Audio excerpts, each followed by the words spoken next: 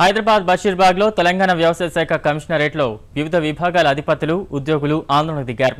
వ్యవసాయ శాఖ డైరెక్టర్ ప్రియదర్శిని మొండి వైఖరికి నిరసనగా తెలంగాణ వ్యవసాయ అధికారుల సంఘం, అగ్రి డాక్టర్స్ అసోసియేషన్, టీఎన్జీఓల సంఘం సంయుక్త ఆధ్వర్యంలో ఉప సంచాలకులు, సంయుక్త సంచాలకులు, సహాయ సంచాలకులు, అధికారులు, ఉద్యోగులు మూకమ్మడిగా ధర్నా చేపట్టారు.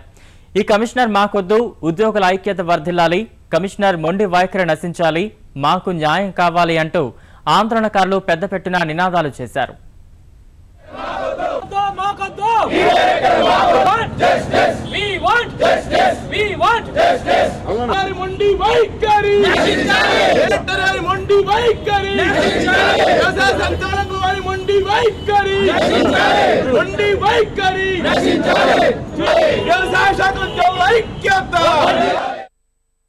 వ్యవసాయ శాఖ డైరెక్టర్ వైఖరిని నిరసిస్తూ అన్ని స్థాయిల అధికారులు ఆందోళన చేపట్టారు. బంగారు తెలంగాణ సాధన కోసం, విత్తన భాండాగారంగా తెలంగాణను తీర్చిదిద్దే లక్ష్య సాధన కోసం వ్యవసాయ శాఖ అధికారులు కష్టపడి పనిచేయాలన్న దృక్పథంతో ఉన్నప్పటికీ కమిషనర్ మొండి వైఖరితో పాలనా వ్యవస్థ దెబ్బతింటోందంటూ అధికారులు ఆవేదన వ్యక్తం చేశారు.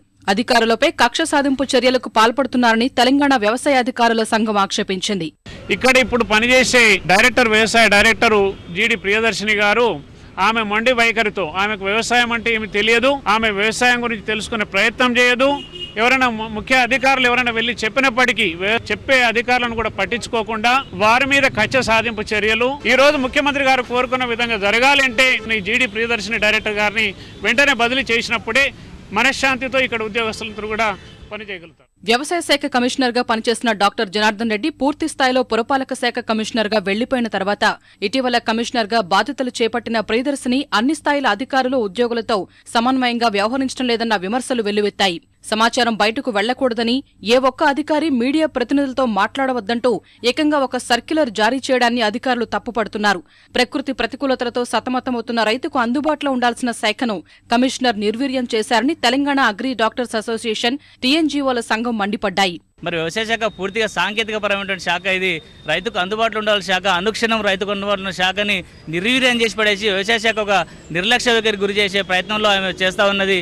ఎందుకమ్మా నీకు ఇంత కక్ష అంటే కూడా చెప్పలేని పరిస్థితుల్లో తల కిందకి వేసుకుంటుంది. దీన్ని మేము చాలా తీవ్రంగా ఖండిస్తున్నాం. ఇక్కడ వ్యవసాయ శాఖలో ఒక జాయింట్ యాక్షన్ కమిటీలో మేమందరం కూడా ఏకమే ఉన్న ఉద్యోగస్తులు, ఎవరికి ఏ హాని జరిగినా కూడా భవిష్యత్తులో కూడా ఓర్చుకునే దిశలో మేము లేము. దాన్ని తిప్పికొట్టే ప్రయత్నం చేస్తాం. కానీ తెలంగాణను ఏ విధంగా సాధించుకున్నామో అదే ప్రయత్నంలో, అదే దిశలో ఉద్యోగస్తుల సమస్యలను కూడా మేము సాధించుకొని తీరుతాము. ఈ రోజు రైతాంగం వచ్చేసి కరువు కాటకాలతో ఉంటే కంటింజెన్సీ ప్లాన్ మీద చర్య తీసుకోలేటువంటి నిస్సహాయ స్థితిలో ఈ రోజు వ్యవసాయ శాఖ ఉందంటే దానికి హెచ్ఓడి బాధ్యత వహించదా?